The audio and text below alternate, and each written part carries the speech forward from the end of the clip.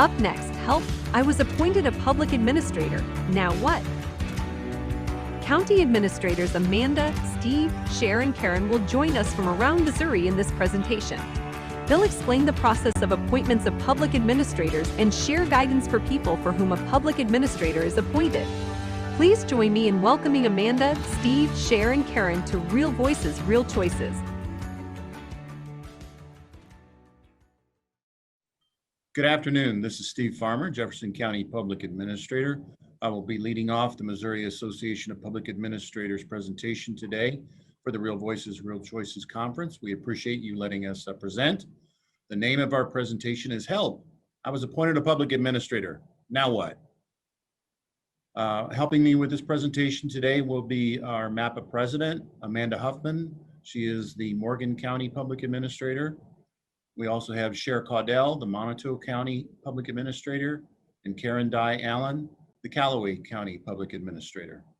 Our objectives for this presentation for you today are to provide you with a brief overview of the appointment process, to explain the office of Public Administrator, to explain the duties of the Public Administrator as guardian and conservator, to help you understand the expectations you should have when you have a public administrator as your guardian or conservator, to explain the process for when you have concerns about your public administrator, to review the restoration process, and finally, Mapa President Amanda Huffman will provide an update on the changes that are happening within the Missouri Association of Public Administrators.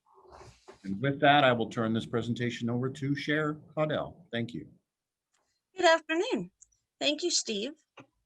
So we're going to start out with, how did I get here? So this all started because someone determined that you needed a guardian. It could have been a friend or a family member, your case manager, your doctor, or even a state agency.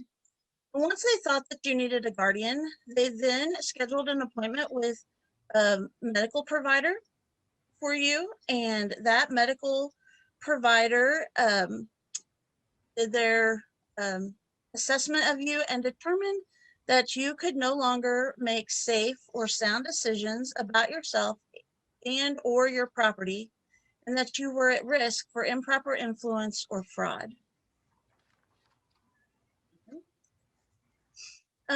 Once that they obtained that information, that interested person contacted an attorney who reviewed the medical information and prepared a petition for appointment of guardian and or conservator. And then they filed that petition with the probate court of the county which you have a significant connection. And that significant connection could be where you currently live, or if you're in a facility and you came from some other area, it could go back to that. It could be where your family is, where your property is. There's a lot of factors that go into that determination, and that is within the statute. Once that was done, the court then accepts that petition and it appoints an attorney that represents you, and then it sets the case for a hearing. So at the hearing, the petitioner has the opportunity to present their evidence and testimony about why they feel like you need a guardian, and then you also have the ability to testify and present evidence. If you decided that you didn't want to attend the hearing, then your attorney could present that evidence for you. Once that evidence has been presented, the judge then reviews the testimony and evidence and makes a determination. And in this case, since you were appointed a public administrator guardian, the judge did determine that you lack the capacity to make decisions for yourself and or your property. To get the public administrator, the judge also had to make the determination that there was no one that knew you personally that was either willing, able, or qualified to serve. And so that is why you were appointed the public administrator. It's really important to remember that first of all, the public administrators, very rarely do we start this process. Somebody else starts the process, and then we are kind of come in, we get notice and we come in later. one of the things I also failed to mention at the hearing is the public administrator could also ask some questions and also help to determine that you really do need a public administrator or a guardian. It's also important to remember that the public administrator should be the guardian of last resort, and that we should exhaust all other possibilities of people that know you first. With that, I'm going to turn it over to Amanda, and she's going to talk to you about who is my guardian and conservator. Thank you. So the public administrator is an elected official from the county that your probate case would be. There are 3 public administrators that are appointed that are not elected in the counties of Jackson, St. Charles, and St. Louis. The public administrator's powers are granted by the probate court, which include taking charge of your person and making decisions for your care, treatment, habilitation, education, support, and maintenance. The powers include, but are not limited to, assuring that you reside in the best and least restrictive setting that's reasonably available, based on location and all of those things that go into place. Assure that you receive medical care and other services that are needed. Promote and protect your care, comfort, safety, health, and welfare. Provide required consents on your behalf, like with doctor's appointments and hospitals. To ensure all powers and discharge all duties that are necessary or proper to implement the provisions of the state statute 475-120, sorry. The public administrator's caseloads vary across the state. There are some public administrators that have more than 1,000 wards, while there are some that have as few as 5. And most likely the public administrator's offices are located within the courthouse, although there are some that still do them out of their homes or at different locations within the county. So with that, I'm going to turn it over to Karen, and she's going to go over what the public administrator does for you. Good afternoon. This is Karen Digh-Allen from Callaway County, Missouri, and I want to talk to you a little bit about what does your public administrator guardian do for you. First of all, I want to go over some of the terms, and there's a difference between guardian and conservator, and you may hear those terms used, and sometimes people aren't fully aware of what the terms mean. So when a judge appoints a person as a guardian, they're tasking that person to make decisions about the person. For example, a guardian would make a decision whether you would have surgery. Well, they would consent to surgery based on the advice from the doctor, but they'd make all decisions about your person, where you live, what kind of care and treatment you receive. A conservator is a person appointed by the court to make decisions about your finances or your property. So I always say a guardian guards the person and a conservator conserves your money. So depending on what the judge ordered, that will make a difference in what decision-making we would do for you. As a public administrator guardian, we spend a lot of time and training learning how to be decision makers. And we don't provide care for you. We don't provide direct services. Rather, we make decisions regarding your care. And part of our training, we learn about 2 types of decision-making models. One is called the substituted judgment model. And that's when your public administrator guardian makes decisions that you would have made for yourself if you had the ability or capacity to do so. When we use this model, we will talk to you, we'll talk to friends and family if you're not able to tell us what you would want done, or we may look for any evidence or writings or any indications you made in other ways about what you would have done in a certain situation. Another model used for decision-making is called the best interest model. And that's when your public administrator guardian makes decisions that may not be exactly what you want, but they're made for your best interest to keep you safe. Now, for a lot of public administrator guardians, we're going to lean toward the substituted judgment model when possible. And there's even some guidance for us as to when to use these different models. Occasionally, we will use the best interest model, but again, that's why we spend a lot of time in training and learning which model serves you best. We always want to be an unbiased neutral party, and sometimes that's helpful if you've got family members that may disagree about your care or how to manage your property, and that's why the judge appoints us to step in. The next topic I want to talk about is what can you expect from your public administrator guardian? And in this area, I want to talk to you about certain rights and responsibilities that apply to both you and your public administrator guardian. The public administrator and the staff of our offices will always treat you with dignity and respect, and we want to ensure your rights as a person under guardianship or conservatorship. Those rights are listed in the Missouri statute, and the statute number is 475.078. And what I want to do today is tell you a little bit about those so you don't have to go look them up yourself. You have a right to a guardian who acts in your best interest. You have a right to a guardian who is reasonably accessible to you. I know in my office, we set aside 1 day a week for all clients to call in, and we do that so we are there and we're available for the clients to talk to us.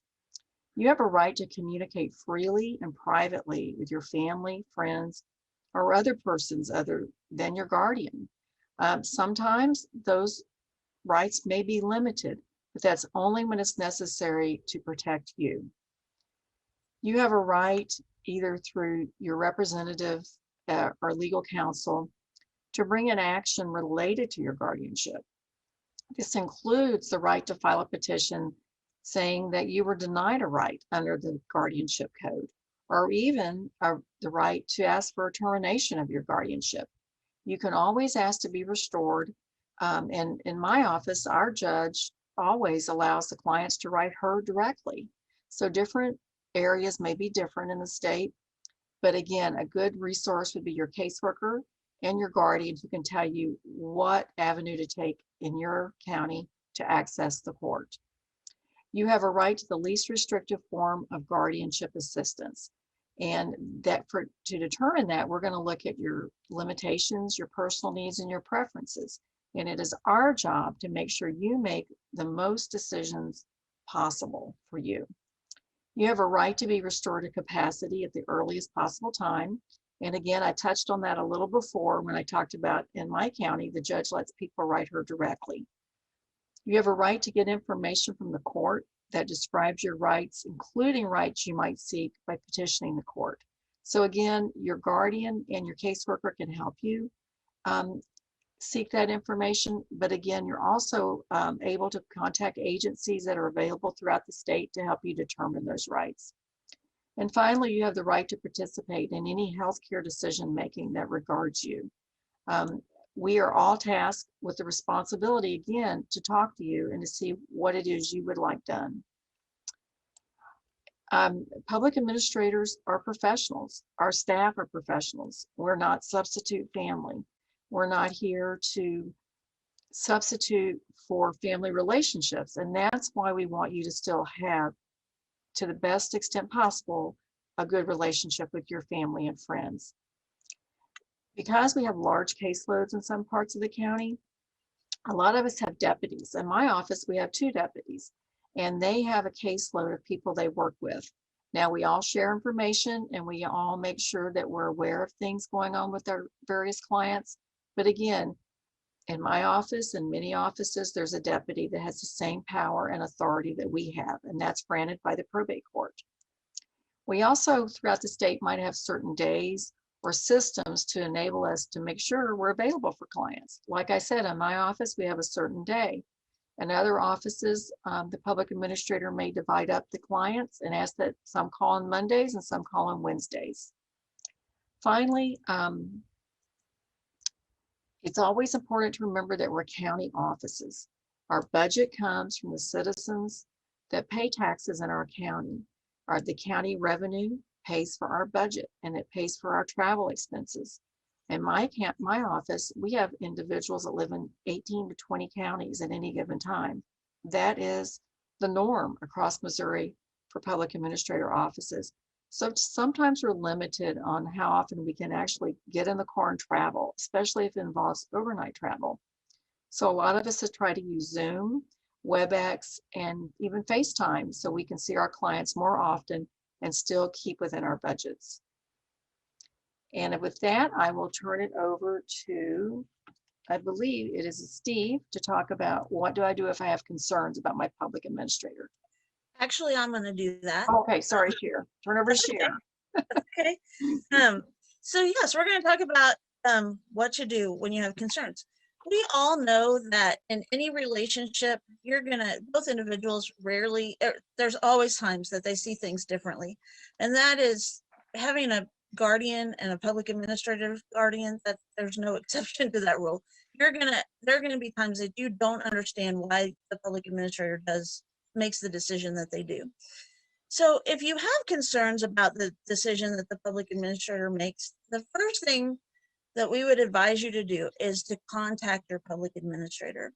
Try to address those concerns directly with them or the deputy that is over your case, and if you are served by a deputy. If you don't know the contact information for your public administrator, you can get that should have been included in the information that you received from the court whenever you were appointed a guardian and conservator. And if not, and you live in a facility, then your case manager or the administrative staff of that facility should also have the contact information for the public administrator. You can also write a letter to the judge and ask for a status review hearing. In Montauk County, if you want that, our judge will take those letters and he will appoint an attorney for you. And that attorney will come visit with you and visit with your staff and all of the people that are involved in your treatment and kind of get an understanding of what's going on, and can also work as, if needed, like a liaison between you and myself. And then if it needs a hearing, it will go for a hearing. The courts, each court may handle this a little bit different, but you should have the ability to write into all courts. What they do with that may vary across the state. It's also okay to have someone advocate with you. And so one of the things you can do is, if you have a case manager or you have staff that you're particularly comfortable with, you can ask them to participate in your conversation with your public administrator. One of the things I failed to mention before, because as Karen mentioned, sometimes some of us have certain days you can call in, or certain times we're going to visit. One of the things that I have asked my clients to do so that they don't forget about all the things they want to talk to me about is keep a journal or a list, and then we address everything that's in their list, whether it's by phone or visits or whatever. So I would encourage you to do that if you meet with your public administrator, like quarterly. You can also get assistance from the Missouri Protection and Advocacy. They're located in Jefferson City, and their phone number is 800-392-8667, and they can act as an advocate for you as well. If you're in a long-term care facility, the Missouri Long-Term Care Ombudsman can help you, and their office is also located in Jefferson City, and their phone number is 800-309-3282. Those are a couple of other agencies that are out there to help you if you're having concerns with your guardian. I am now going to turn it over to Steve to talk to you about the restoration process. Thank you, Cher. I'm glad to have an opportunity to share and talk about that. I can assure you that within the Missouri Association of Public Administrators, it is always a goal to have people restored who have been put on our caseload. That's across the board. We would much rather have you free to make your own decisions than to have you on our caseload. So restoration is a process, and the process is going to be slightly different for each ward. Normally, your treatment team and the public administrator are going to meet with you to develop your restoration process. And when we do that, there's some things that we're going to consider when we want to make that decision. So the first thing is that we want to make sure that you are aware of your own mental and medical conditions, that you know your diagnoses, and that you can identify the symptoms that you experience. We also want to make sure that you understand the programs, the treatments, and the services that are available to you in your area, that you understand the community services and the supports available to you, that you can act in response to your symptoms in an appropriate way, that you know your medications and what they do for you, that you take your medications as they are prescribed by your physician, that you attend your appointments regularly, that you can maintain proper hygiene, that you can acquire and prepare food and meals for yourself, that you are safe around your home environment, that you know your way around your community in the area where you live. There's some additional things that we also consider. We want to make sure that you can understand the risks and benefits of any medical procedures and that you can provide informed consent for those procedures, that you understand your income and your assets, that you understand your bills, your insurance, the benefits that you receive, any spend downs and things like that that would affect your benefits and your assets. We also want to make sure that you can articulate and comply with a budget and that you can stay within that budget. And if it's applicable, then we want to make sure that you understand that you need a payee and that you're willing to consent to having that payee. A few other things that we consider, some of the courts require a professional opinion supporting a restoration and some do not. Some judges may grant restoration based on the petition alone without a hearing, and others may have a hearing where evidence can be presented and people can be given an opportunity to discuss your restoration. And if you can't perform all of the tasks that are mentioned, but you can perform some or most of them, then the public administrator could petition for a partial restoration of your guardian and or conservatorship. And with that, I'm going to turn this over to Amanda, our MAPA president, to talk about the changes that are being made within MAPA. Thank you. I'm going to give just a little bit of a timeline of how we've been doing, because we've been working on changes for quite some time. And one of the major changes that we had was back in 2018, we adopted a standards of practice. So it was for our association, just a standard of how we recommend that we do things within our offices. And in 2019, we, with a unanimous vote, we commissioned Simply Strategies, and it's a firm that conducted a study for us on the public guardianship in Missouri. And we reached out to public administrators, stakeholders, individuals, just to get a background of what and how the public guardianship is in the state of Missouri. And the report then was released in 2020, and there were a lot of recommendations that were in this report for us. We have implemented some task force. Some of the recommendations we were already kind of in process of doing, so we kind of were right in there where we should be.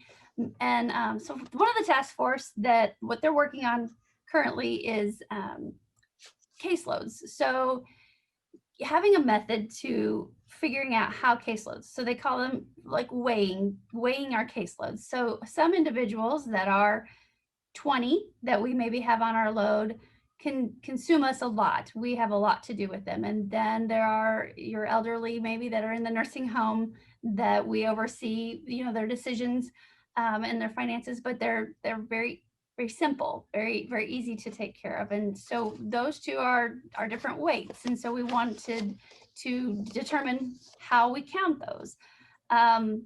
We're looking at clear definition of letters. Everyone is appointed as the guardian they have letters that are counted. And sometimes we have a letter that has guardian and conservator on one. And sometimes we have a guardian on one and a conservator on one. So the tasks that we do for each of those things are different. So we're trying to get some clear definition on what the letters actually mean. And the acuity scale, like I talked about, is one of the things that we're working on, and just trying to get an understanding of our caseloads. So there is a statewide work group that is implemented, and they are reviewing placement options. So within our state, placement options for higher behavioral individuals is difficult to find. Sometimes we convert back to nursing facilities for some folks that probably need to be in a behavioral type setting. And so we're looking at trying to get options available for public administrators, but for anyone that needs help with finding appropriate placement for individuals with behaviors. And then we're working on increased advocacy efforts with key stakeholders. So that would be like your case managers, your providers. Those are the stakeholders that have an influence on your person as under guardianship. Legislatures make decisions on some of the rules that we have to follow, and so we need to be involved with them as well. So we're working on that process also. So in 2019, we also had a group that worked on a practice manual. So giving some clear definition on how certain cases, how we go through the whole case. So the association adopted the practice manual, and we have used that practice manual this last year for the new public administrators that started, and we had 26 new folks. And so we're using that manual and helping them to understand, hopefully better, how to do this job that we're tasked with. From that training, we decided we didn't want to stop just there with the one-day new training. We wanted to keep reaching out to those individuals. And so we have been hosting a monthly lunch and learn, which we've done virtual. And we've had some really good participation, and we've had some really good trainings with that. And I think this is something that we're going to continue to do. It's been very, very good well received. And in this year, at our annual conference in April, we adopted a mission statement, a vision statement, and some core values. And we're working also with a strategic plan to further that, but the values and the mission statement that we adopted, we're pretty excited about that. The mission statement, I'll read to you, is to advocate for a just system of support for members, clients, and interested stakeholders through collaborative partnerships and legislation, as well provide professional development and standards of practice for public administrators of Missouri. Our mission is just that, that we want to, as Karen said, we are professional guardians. We aren't family, and we need to all be thinking the same way as a professional, and then working with the individuals that support our wards, the folks that we're serving. And so that's our mission.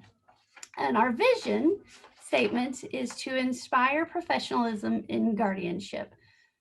So the same kind of hitting on the same thing as being professional, not taking things personal sometimes, like family members tend to, and just staying on that professional side, and letting you know that we are professionals as well. And then our core values: integrity. We believe in fostering an honest and transparent approach towards nurturing professional and client relationships. Dignity. We believe in recognizing and respecting the self-worth of each individual. Empathy. We believe in an approach to understanding through listening and hearing. Positivity. We believe that a positive mindset should be at one's core and should be shared. Collaboration. We believe in teamwork and unity to achieve the best outcomes in all that we do. Advocacy.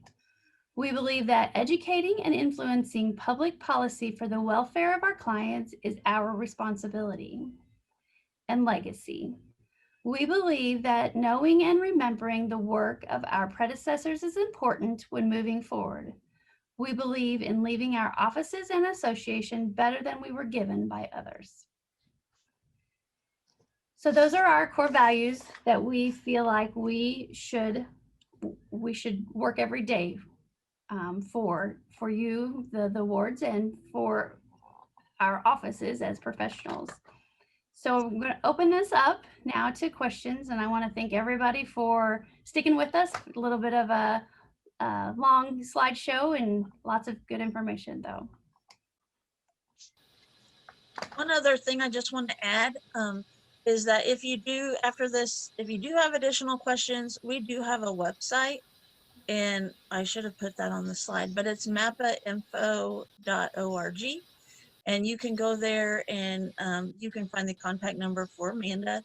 And you can look up who the public administrator is in each county as well. So they should have some information for you there as well, or at least the contact that you need.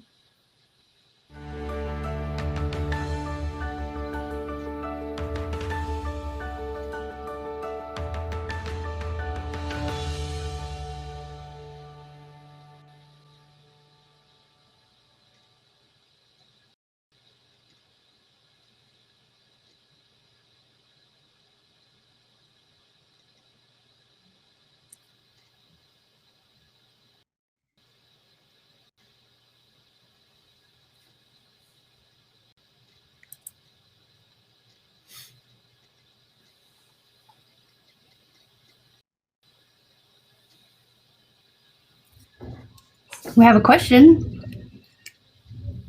How many individuals are currently in guardianship with public administrators in Missouri? And how many administrators are there?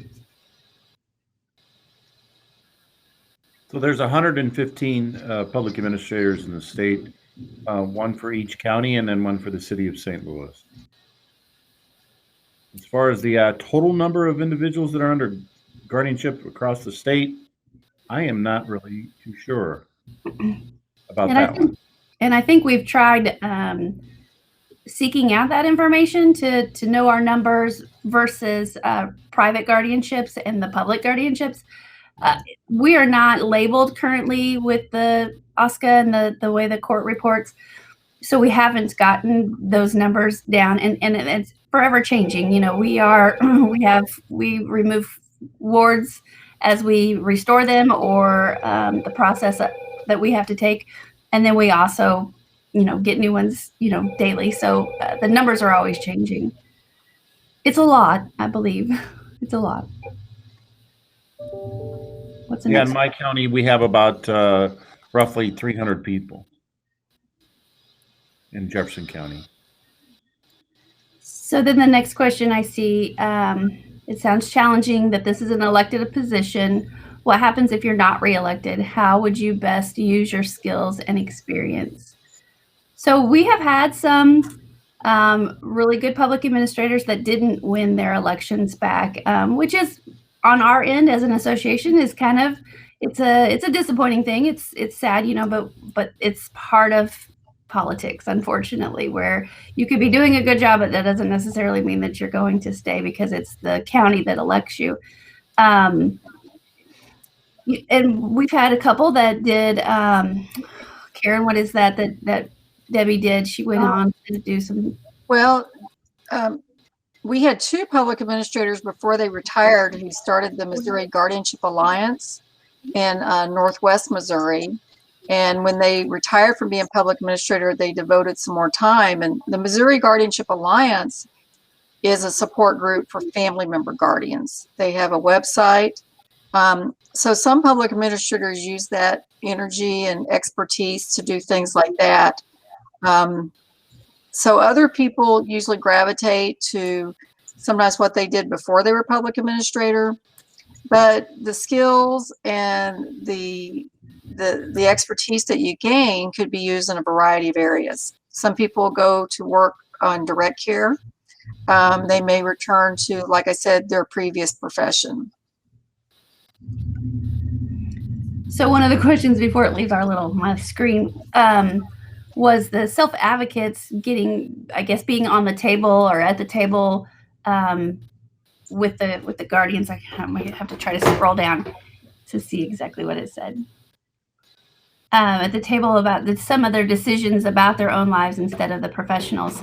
So for what I know, with how we have tried to train the new public administrators and what we kind of put across there as an association is we want our wards to be at the table with us. We want them to be a part of our decisions, where they live, who they live with, a lot of those arrangements. Sometimes in their best interest, it's, what they want is not necessarily what, is doable for them, but we do try to get them, there first.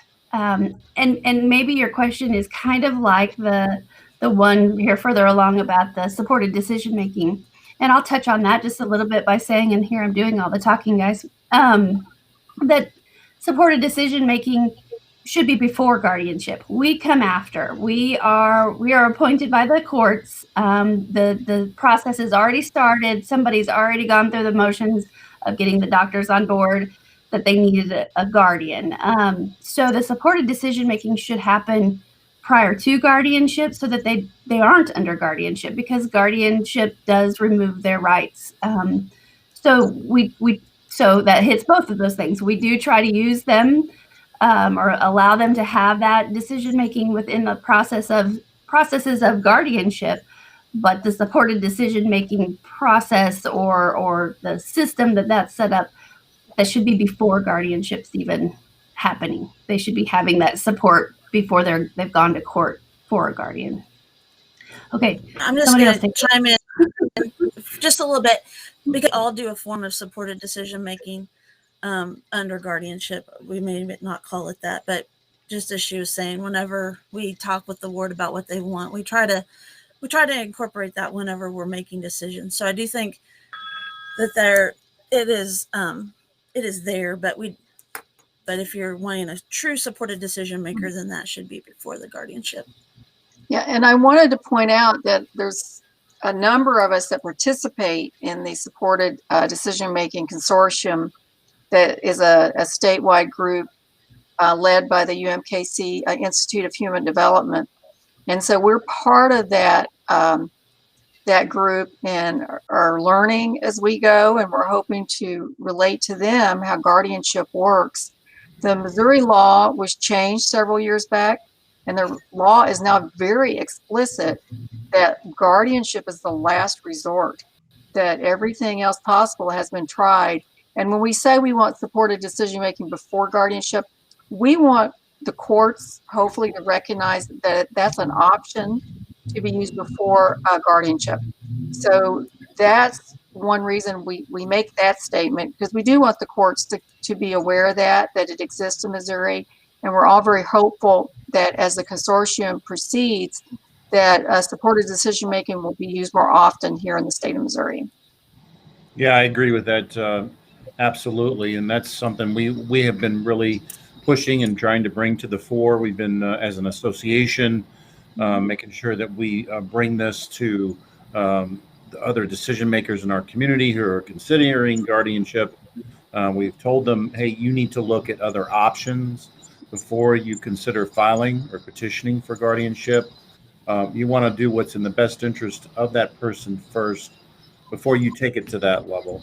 And that's a part of why we also worked very hard to pass SB 806, which also puts some of those protections in place for people to protect their rights and their due process. Supported decision-making is definitely one of those tools.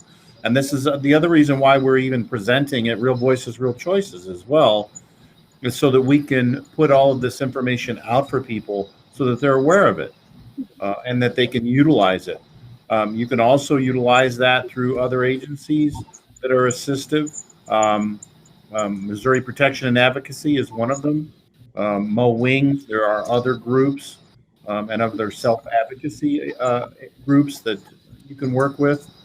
The other thing to look at is the Certified Peer Specialist Program, which I think is just amazing. These are for people who have actually lived through a lot of this, and now they are certified by DMH as a peer specialist to help other people in the process.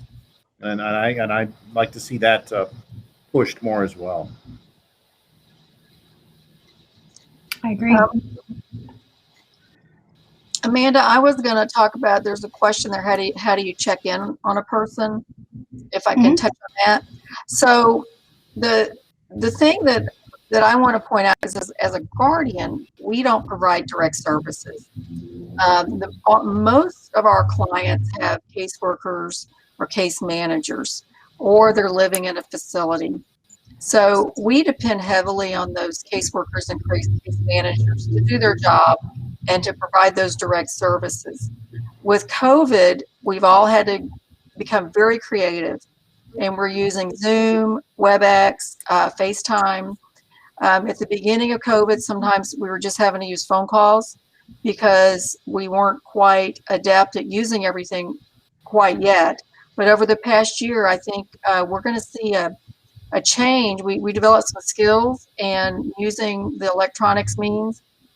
And I think long-term, that's going to help us have more frequent contact with our clients. But for public administrators, we all have clients in multiple counties. It's not unusual for, like my office, 18 to 20 counties. So this is not an unusual situation. So we have to be creative, and we've got to use technology to be able to sometimes communicate with our clients, especially during a pandemic. So we skipped one question in there. How would you move your guardian settlement from Jackson County to Saline County at your guardian will not let you? I'm assuming that's how that's supposed to read. But so we have had cases transfer. It's more of the court that does that than the public administrators. The public administrators do need to agree on that, and I don't know if that guardianship in Jackson County is through the public administrator, but it's the court that would probably be the one that would tell you about moving it. So and the other thing to remember, advocacy would be a good one to use. Go ahead. Right. The other thing to remember with that is that we are county-based offices. So we really work hard to make sure that you are connected to the public administrator in the county in which your significant connection is, or we reside. It's not always where you reside. So if your family, you grew up in Jackson County and your family's in Jackson County, you're probably going to stay with Jackson County. And the reason for that is that was your connection. But Amanda, as Amanda said, if public administrators agree, then those could be transferred, but we try to keep them with wherever you came in, even if you move all over the state.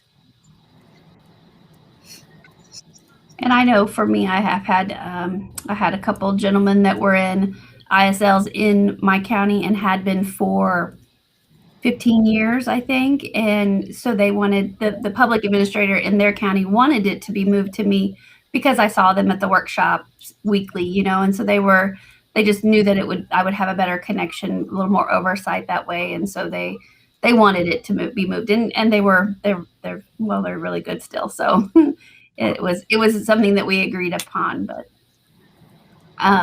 if you're, I guess that little bit of, if you truly want something done, you might need to get another entity involved, like Missouri Protection and Advocacy could maybe assist you if there was good reason, but it still comes down to the judge making that decision. So there was another question. Do guardianship administrators work with clients with mental illness and disabilities? And I think we can all probably answer this one, that our caseloads have everything. Elderly that have no disability, but just nobody that is there to help them make decisions, to the young child that came out of children's division that also doesn't have somebody to help them. and in between, everything in between, drug, alcohol, severe mental illness, and then the developmental disability as well. So we have a lot. I think Robin asked about least restrictive environment, if we wanted to explain that. Go right ahead. Okay. Well, under Missouri law, everyone with a guardian has a right to live in the least restrictive environment. So that means the minimum amount of restrictions an individual would need for their needs. And so we're tasked by that statute and by our policy and our training to keep people only in that type of environment, and only to move you into a more restrictive environment if there's a reason for that and a justification. So we answer to the courts. We're appointed by, we're elected by the citizens of our county, but our appointments come through the probate court. So what we do is reviewed and supervised in a fashion by the probate judges, and we answer to the judge on especially the least restrictive environment. And that's also something that's not determined by us. That's determined medically by mental health professionals who do a level of care assessment. And they have a point system that they use that is that goes through DMH, that comes from DMH. And they use that to determine what level of care, what environment that you're going to be in. So Adam asked again, and I guess I'm going to ask for a little more clarification. You asked if your guardian lives in Jackson County and you have no more family in Jackson County, can you be moved to Saline County? So is your guardian like a family guardian, a private guardian, or is it the public administrator? That would be my question. If it's a private guardian, you know, that would still be the same. I mean, I think it's the same process either way, but if you were wanting it to be moved just the court, I don't know that that's an easy fix. If it's a private guardian, they wouldn't probably go to Saline County. You would have to maybe get a different guardian there. It's the public administrator. Well, and as Cher mentioned too, the original appointment is according to your significant connections. Yeah. Or it's supposed to be. And once it's originated in a court in a county, then that's where it stays generally, unless there's a real good reason, like you mentioned, to move it. And then that would be something that would have to be go through the judicial process to be approved. And I would say, and this is just me giving advice, I guess, or whatever, or direction, you know, if you feel really strongly about needing to change guardian, then I would probably reach out to your guardian now that you have and just, you know, give your case. If you have lived in Saline County for a long time, you know, that would probably be your case. If you're looking at maybe not switching to the public administrator there, but maybe to the provider or whomever that you live with or who you've got a personal connection, they can also become your guardian there as well. And the case could stay in Jackson County under the court there, but you could have a different guardian in a different location. So, I mean, I think there's some options, but for the last 15 years, and see, that's pretty significant. You've established yourself in Saline County. So I would think it would be a conversation that you could have for sure. Go ahead, Cher. I think too, if you're wanting to have the public administrator in Saline County, you probably need to contact the Saline County Public Administrator's office and see, because for it to be transferred, she would have to agree to that. And then if she agrees, then you could, with your public administrator in Jackson County, and they can work on that. But that would be, that public administrator has to agree to take the case, where a case can be transferred in between public administrators.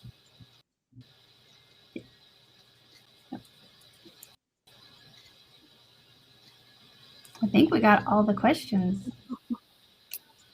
Thank you very much for allowing us to present. We're very grateful for the opportunity. Thank you. We're looking Yes. forward to being Thank there you. next year in person. That's right. Yes.